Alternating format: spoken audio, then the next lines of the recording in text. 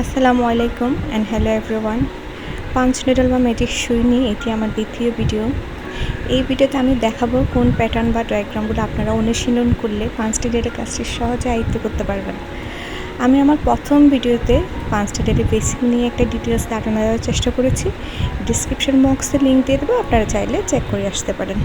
চলুন তাহলে আজকের ভিডিও শুরু করা যাক।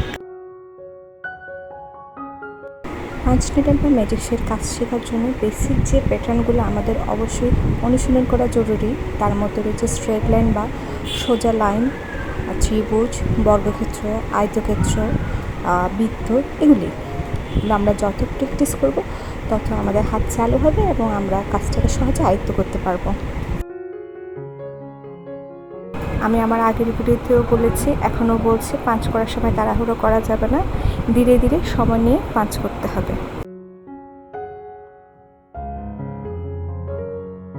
এমব্রয়ডারি বা ম্যাজিক সুইয়ের একটাই সুবিধা হচ্ছে আপনি আপনার কাজের ধরন অনুযায়ী দুটি পাশে ব্যবহার করতে পারবেন। আচ্ছা, একটা বর্ডার লাইন বা স্ট্রেট লাইন শেষ হয়ে যাওয়ার পরে পরবর্তী স্টেজটা আমরা কোথা থেকে শুরু করব? পরবর্তী স্টেজ আমরা শুরু করব আগের যে স্টেজটা বা সেলাইটা ছিল তার ঠিক মাঝখান থেকে, অনেকটা ইটের গাঁথনির মতো। আগের সেলাইটি মাঝখান থেকে দেওয়ার চেষ্টা করব বা দিব, যাতে আমাদের অপর যে পাশটা সেটা টাফটেড বা ফ্লাফি হয়। সেলাইগুলো আমরা এমনভাবে দেওয়ার চেষ্টা করব, খুব বেশি কাছেও না, খুব বেশি দূরেও না, যাতে মাঝখানে খুব বেশি একটা গ্যাপ থেকে না যায়। ভিডিওর লেন্থ কমানোর জন্য আমি স্পিডটা বাড়িয়ে দিয়েছি, আপনারা ধীরে সুস্থে করার চেষ্টা করবেন।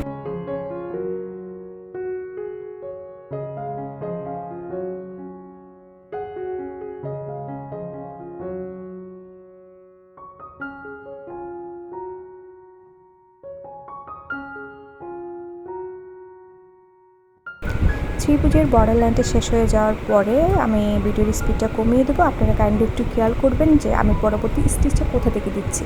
আগের যে স্টিচটা ছিল তার ঠিক মাঝখানে আমি দেওয়ার চেষ্টা করছি, খুব বেশি কাছেও দিচ্ছি না স্টিচটা, খুব বেশি দূরেও দিচ্ছি না।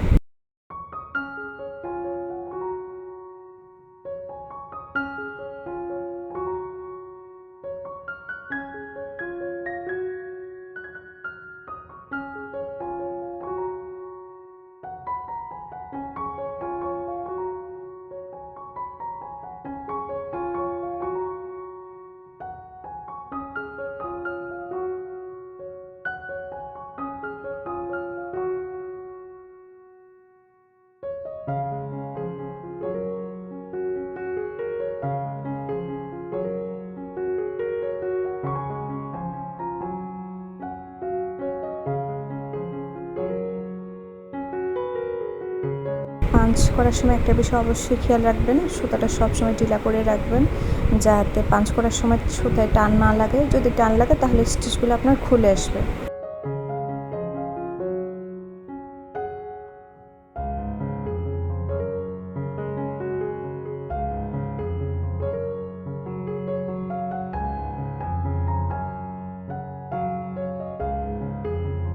এইগুলো আজকে আমার অনুশীলন প্যাটার্ন। আমি আমার আগের ভিডিওতে বলে দিয়েছি আপনার ম্যাটেরিয়ালস কোথায় সহজে পেয়ে যাবেন। আশা করি আপনারা বাসায় অনুশীলন করবেন এবং অনুশীলন করার সময় ডায়াগ্রামগুলো একটু বড় করে এঁকে নেবেন। আপনাদের কিছু জানার থাকলে কমেন্ট করবেন, আমি উত্তর দেওয়ার চেষ্টা করব। দেখা হবে পরবর্তী ভিডিওতে। ভালো থাকবেন, সুস্থ থাকবেন, আমার জন্য দোয়া করবেন। আল্লাহ হাফেজ।